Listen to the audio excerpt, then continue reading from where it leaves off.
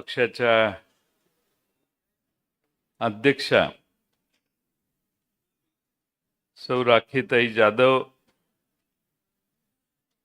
आमच्या महाराष्ट्र प्रदेश राष्ट्रवादी शरदचंद्र पवार पक्षाचे सरचिटणीस महाराष्ट्राचे रवींद्र पवार साहेब, युवकांचे राष्ट्रीय अध्यक्ष फहाद भाई, राज्याचे अध्यक्ष मेहबूब शेख, या ठिकाणी उपस्थित असणारे ज्येष्ठ पत्रकार ज्यांचं मार्गदर्शन माझ्यानंतर होणार आहे ते आशिष जाधव, मिलिंद अण्णा कांबळे, रुपेश खांडके, दादा पिसाळ, अजितराव रावराणे, विजय शिरोडकर, आरिफ शेख, सोहेल सुभेदार, अमोल मातेले, महिला शहराच्या महिला अध्यक्षा प्रियाताई बांदिवडेकर, सुनील शिंदे, मनीष दुबे, प्रशांत दिवडे, अनिश गवंडे, या निमित्तानं उपस्थित असणारे आपल्या सगळ्या फ्रंटलचे सगळे पदाधिकारी आणि बंधू भगिनींनो, राखीताई जाधवांचे पहिल्यांदा मी मनपूर्वक आभार मानेन की त्यांनी या एक दिवसाच्या शिबिराची आयोजन करून मुंबई शहरातल्या पक्षासाठी कष्ट करणाऱ्या कार्यकर्त्यांच्यासाठी या ठिकाणी एक व्यासपीठ विचारांची देवाणघेवाण करण्यासाठी निर्माण केलेलं आहे. आपण या ठिकाणी फार मोठ्या संख्येनं मेळावा स्वरूपात हा आयोजन केलेलं नाही, कारण मोजक्याच लोकांना या ठिकाणी बोलवायचं असं आपलं ठरलेलं होतं. काल परवा 26वा वर्धापन दिन पुण्यामध्ये साजरा झाला आणि त्यानंतर आपल्यापैकी बरेच जण पुण्याला आलेले होते.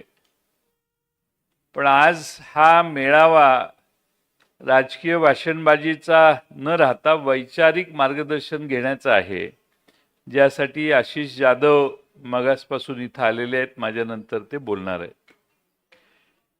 पण राखीताईंनी 26व्या वर्धापन दिनाच्या निमित्ताने मुंबईमध्ये हे संकल्प शिबिर आयोजित केलेलं आहे. एवढी सुंदर इमारत आणि इतकी सुंदर व्यवस्था घाटकोपरमध्ये आहे याचा आम्हाला कुणाला माहिती नव्हती, पण एक नवीन तयार झालेल्या केंद्रात आपल्याला त्यांनी या ठिकाणी बोलवलेलं आहे. खरं म्हणजे घाटकोपर हे चळवळीचं केंद्र आहे. आंबेडकरी चळवळ असो, कामगार चळवळ असो किंवा अगदी संयुक्त महाराष्ट्राची चळवळ असो, या सर्व चळवळी या घाटकोपरमधूनच सुरू झाल्या का काय असं या घाटकोपर परिसरातल्या इतिहासातले थोडेसे दाखले घेतले तर तुमच्या लक्षात येईल.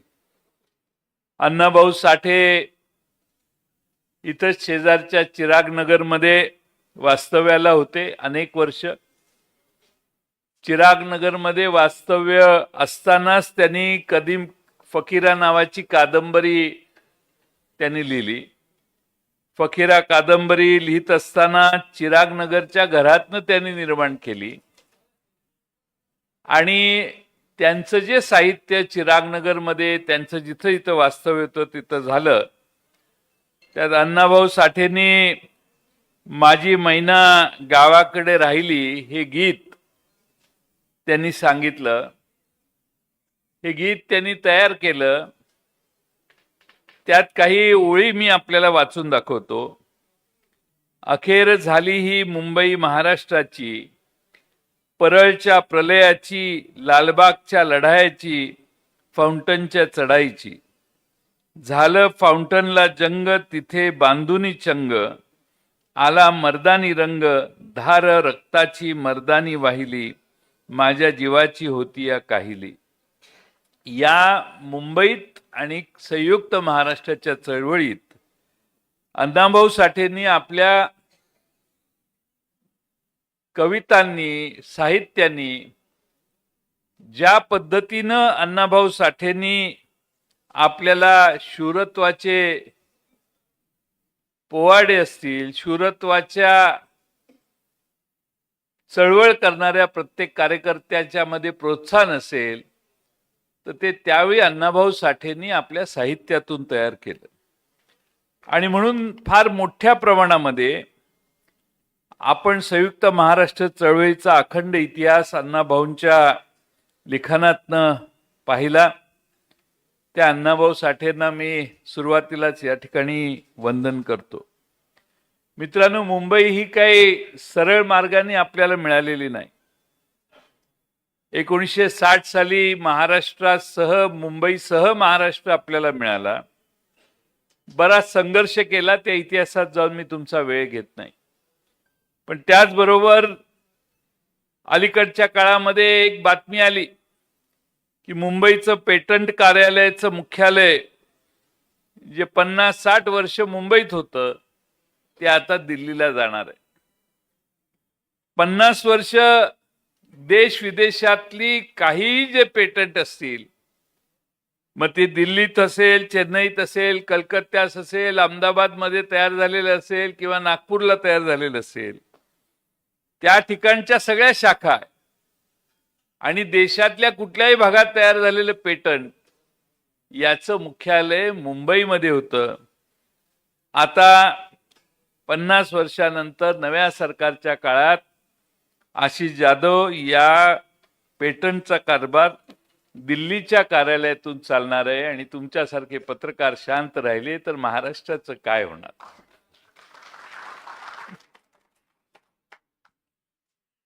आता हे कार्यालय दिल्लीला नेण्याची काय गरज आहे? होतं सगळं सेटअप मुंबईलाच होता, पण हे कार्यालय आता तिकडे गेलं. अनेक उदाहरणं आहेत, मी काही एक उदाहरण नाही.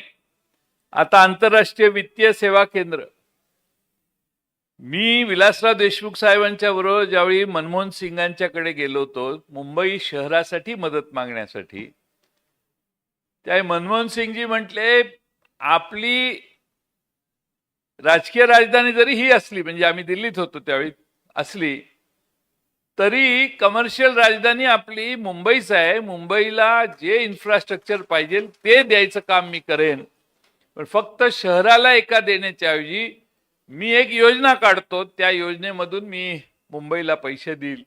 त्यातनं ही मेट्रो, त्यातनं हे फ्लायओव्हर आणि बाकीच्या गोष्टींना प्रचंड मोठ्या प्रमाणामध्ये त्या योजनेतनं त्यावेळी आपण पैसे घेतले.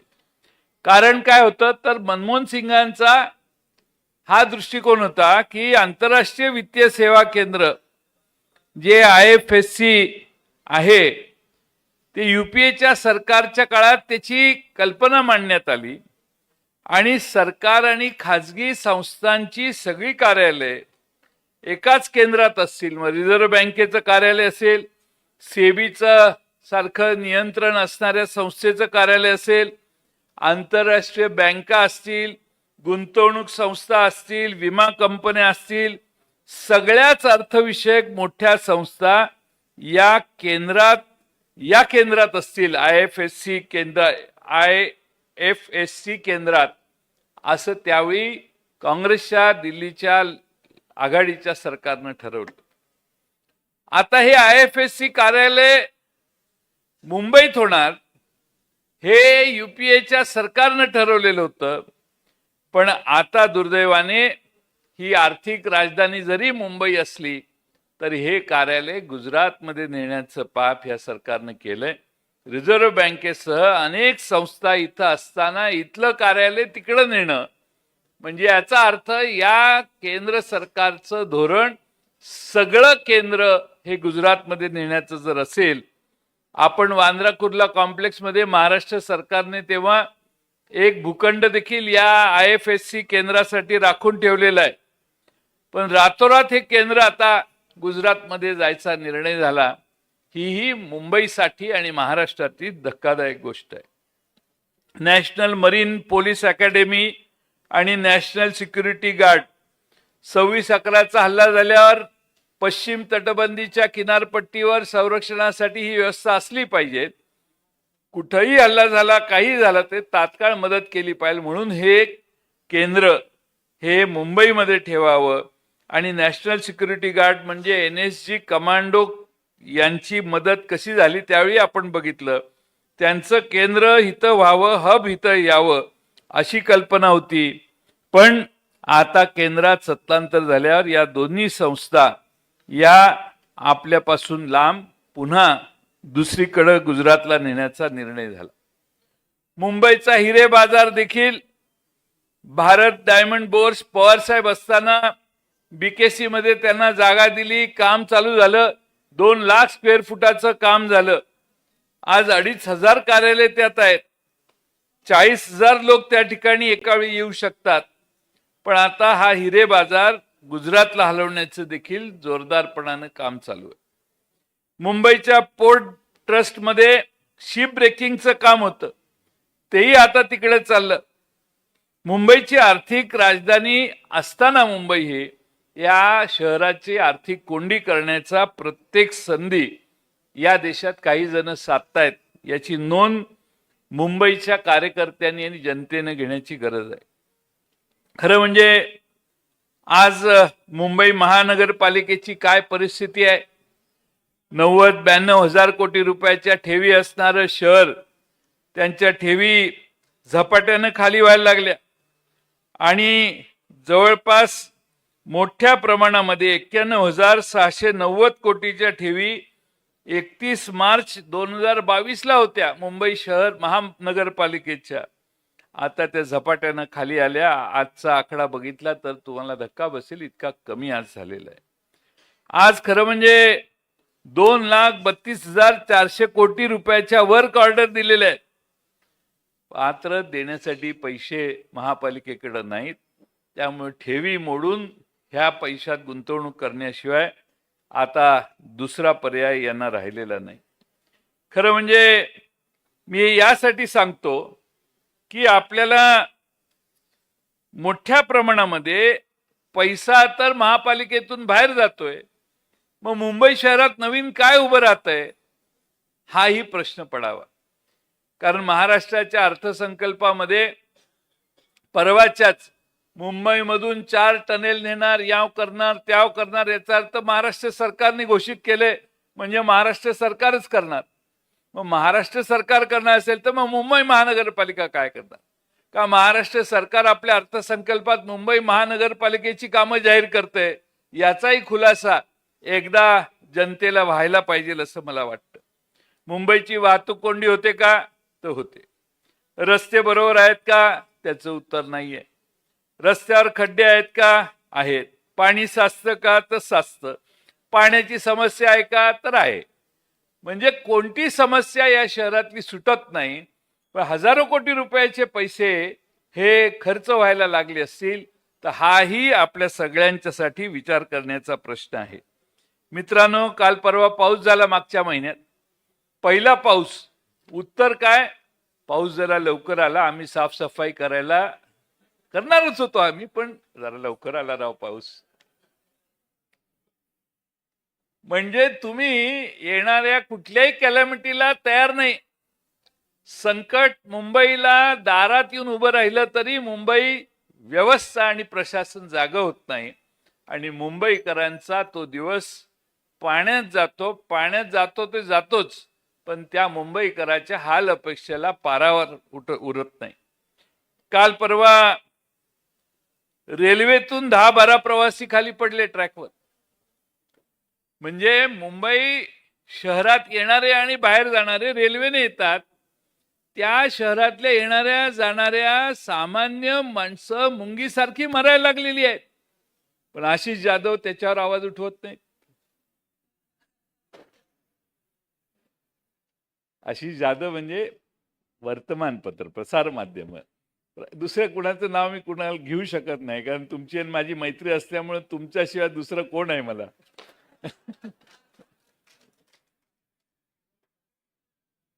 एवढा मोठा हादसा झाला पण चर्चा नाही.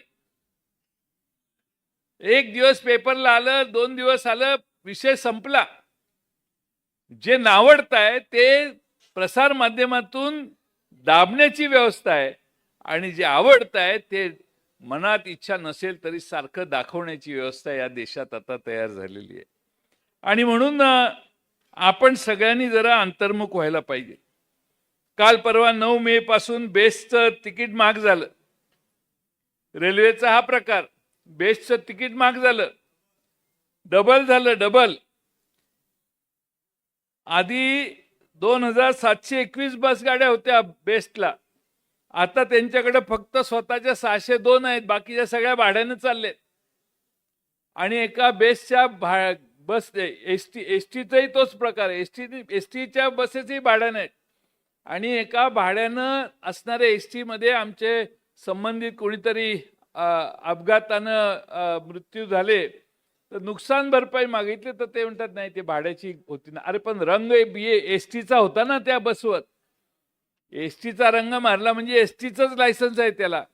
त्यामुळे त्याने केलेले सगळे दोष आणि गुन्हे हे तुमच्याच माथ्यावर पाहिजेत. मुंबई शहरात देखील आता एसटीच्या बसेस भाड्याने घेण्याचं काम हे आज सुरू झालेलं आहे. आणि त्यामुळं आपल्याला विश्वासू सेवा याऐवजी कॉन्ट्रॅक्टरच्या हातातल्या बसेसमध्ये बसण्याची पाळी दुप्पट भाडं भरून देखील मुंबईकरांच्यावर आज आलेली आहे. पिण्याचा पाण्याचा प्रश्न गंभीर आहे. आजही अनेक ठिकाणी पाणी पोचत नाही.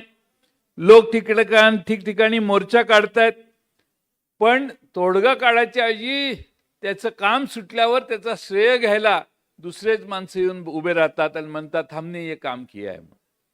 समस्या होती त्यावेळी कोणी जागा होत नाही, पण लोक संघटित होऊन ज्यावेळी मोर्चे काढतात आणि प्रश्न महापालिकेच्या पैशानं सुटतो त्यावेळी मग तिथले स्थानिक लोकप्रतिनिधी पुढे येतात आणि सांगतात आम्हीच हे केलेलं आहे.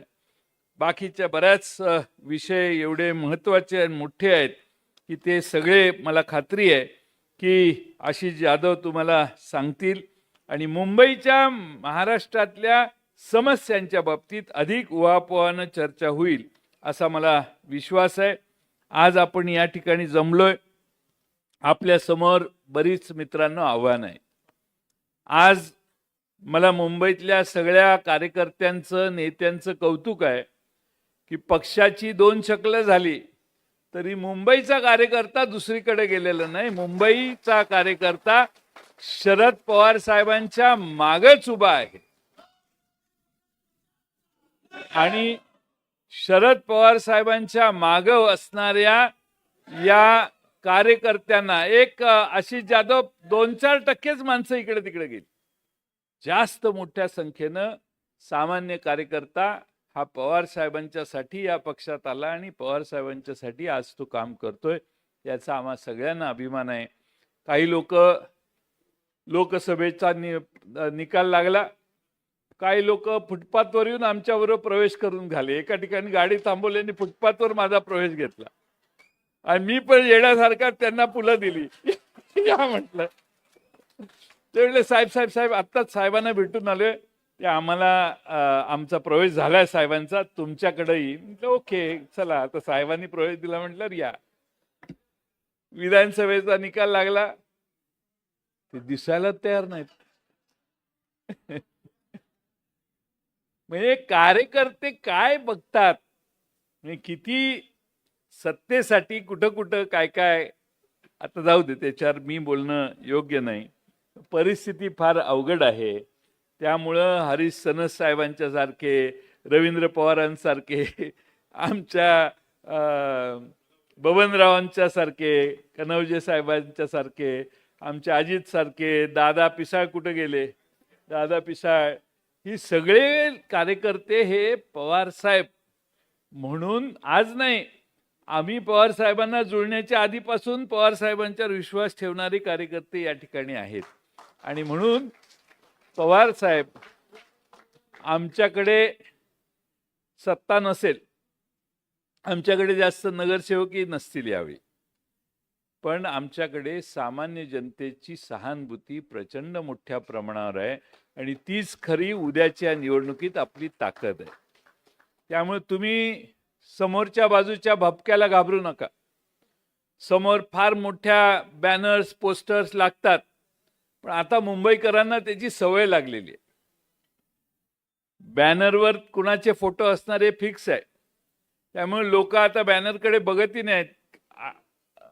माहितीच आहे, पाठच आहे, ह्या बॅनरवर कुणाचा फोटो, त्या बॅनरवर कुणाचा फोटो. आता लोक हुडकत आहेत ते खऱ्या आपल्या दारात येऊन सेवा करणाऱ्या कार्यकर्त्यांसाठी. महापालिकेची निवडणूक आहे. महापालिकेच्या निवडणुकीची तयारी आपण सगळ्यांनी करायला सुरुवात करा. तुमचं तुमच्या वॉर्डामध्ये अस्तित्व दिसावं यासाठी प्रयत्नशील राहा. जिद्द सोडू नका. सामान्य माणसं ही पारदर्शी आणि निष्ठेने काम करणाऱ्या लोकांच्या मागे राहतात. हा महाराष्ट्राचा नाही, देशातला अनुभव आहे. त्यामुळे येणाऱ्या महापालिकेच्या निवडणुकीत आपण आपल्या वॉर्डामध्ये, आपल्या तालुक्यामध्ये, आपल्या जिल्ह्यामध्ये कार्यकर्त्यांना एकत्रित बसून आता बैठका सुरू करा. माझं सर्व जिल्हा अध्यक्षांना विनंती आहे की प्रत्येक तालुक्यात बैठक घेऊन कुणाला लढायचंय, कुणाला नाही, याविषयी आपण थोडीशी चाचपणी करायला सुरुवात करा. कधी निवडणुका लागतील ह्याची आता सध्या बाउंड्री तयार करायची, मतदारसंघ तयार करायचे नवे आदेश झालेले आहेत. कसं का असेना, आपण आपल्याला तयारीला लागायला पाहिजे. जिल्हा अध्यक्ष ह्या बाउंड्री आणि बाकीच्या गोष्टी जिल्हाधिकाऱ्यांशी बोलून त्याच्यासाठी आपलं लक्ष ठेवतील. पण तालुक्यात 6 वॉर्ड असतील तर 6 वॉर्डामध्ये आपली ताकद किती आहे, तिथं मग आपले मित्रपक्ष कुठं लढवू इच्छितात याची तुम्हीच चर्चा करा. जिल्हा अध्यक्षांना माझी विनंती आहे. पण सगळ्यांनी आपल्या तालुक्यात आणि जिल्ह्यामध्ये आपलं अस्तित्व राहील आणि आपल्याला एकत्रितपणाने निवडणुका लढवायच्या असतील तरीही आपल्याला संधी आहे. जर समजा आपल्याला अजून आता आघाडीची चर्चाच झालेली नाही, पण ज्यावेळी होईल त्यावेळी आपण एकत्रितपणाने लढू किंवा कसेही लढू ते चर्चेनंतर ठरेल. पण आपण मात्र आजपासून कामाला लागा. कोणत्याही परिस्थितीत महानगरपालिकेतल्या प्रत्येक वॉर्डामध्ये आपला उमेदवार आहे का, उमेदवार असेल तर तो कोणता आहे, आरक्षण वेगळ्या प्रकारचं असेल तेच पडलं तर त्याप्रमाणे आपल्याला प्रत्येक आरक्षणाला तोडीला तोड माणूस, आरक्षणाला माणूस किंवा महिला ही देण्यासाठी आपण थोडंसं कार्यरत राहा. शेवटी निवडणूक म्हटल्यावर अनेक जण इकडे जातात तिकडे जातात अशी बातम्या महिना दीड महिना चालू राहणार. पण त्यातनं आपल्याला आपल्या पक्षात अनेक जण येण्याची इच्छा बाळगत आहेत. ते येत असतील तर तुम्ही बेरजेचं राजकारण त्या त्या जिल्ह्यात करायचं काम करा. मला खात्री आहे की आपण अशा बैठका आणखीन 1-2दा घेऊ की ज्याच्यातून जिल्हा अध्यक्ष, तालुका अध्यक्ष आणि त्या तालुक्यातले कार्यकर्ते अशी तालुका वाईज देखील राखीताई यांनी बैठका आयोजित करायचं ठरवलं असं मी ऐकलं. त्यामुळं आपल्याला बेस्ट जो पॉसिबल आहे कार्यकर्ता, आणि एक सांगतो की नव्या चेहऱ्यांना संधी द्यायची तयारी दाखवा. आज जग हे सोशल मीडियावर फार वळलेलं आहे. त्यामुळं लोकांच्याकडे काय संदेश द्यायचा, आपला त्या तालुक्यातला सोशल मीडिया किती स्ट्रॉंग आहे, जिल्ह्यात किती आहे आणि मुंबई शहरात किती आहे, यासाठी आपण डोकं लावून आपल्या वॉर्डातला प्रश्न सोशल मीडियाच्या माध्यमातून सगळ्यांना कसा कळवायचा, आपण तो प्रश्न सोडवतो याची माहिती मतदारांच्या पर्यंत पोहोचवण्याचं काम हे देखील करा. आपण सगळी लढाई करतो पण आपल्या सोशल मीडियाकडे लक्ष नसतं. त्यामुळे तेही काम आपण करावं. आता पाऊस आहे, पावसाची आपली अपेक्षा आहे की पहिल्या पावसात जे झालं ते पुन्हा होणार नाही. पण तशी संकट जर मुंबईवर कोणत्याही प्रकारचं आलं तर राष्ट्रवादीचा कार्यकर्ता मागे राहणार नाही, याची काळजी आपण सगळ्यांनी घ्यावी.